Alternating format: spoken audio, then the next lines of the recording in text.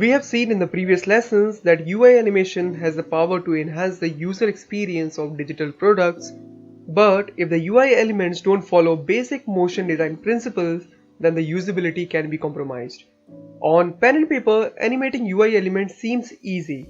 Just define initial and final points and the tool will animate the elements in the gap. But this is not ideal. If the principles or fundamentals are not set in right order, then the tools will not be able to create an animation that will enhance the usability of products. We need to provide the values to the properties of the objects we are animating, the timing of the animation and the easing. If these values are not in line with the principles, then the animation is not ideal. You don't need to master 12 basic principles of Disney to understand motion UI. We just need to understand the basic principles of UX in motion.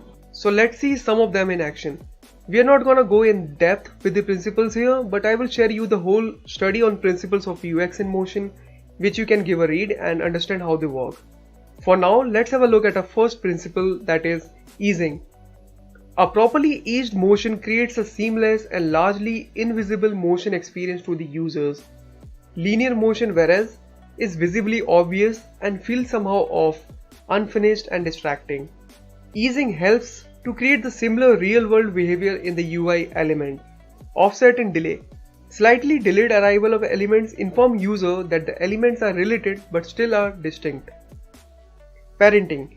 Parenting creates a relationship between UI elements and allows to communicate with user at once, mostly used in real-time interaction. For example, price slider. A slider controls the price of the object and the values animate as the slider is moved. Transformation. Transformation is an effective way to show users their status in relation to a goal.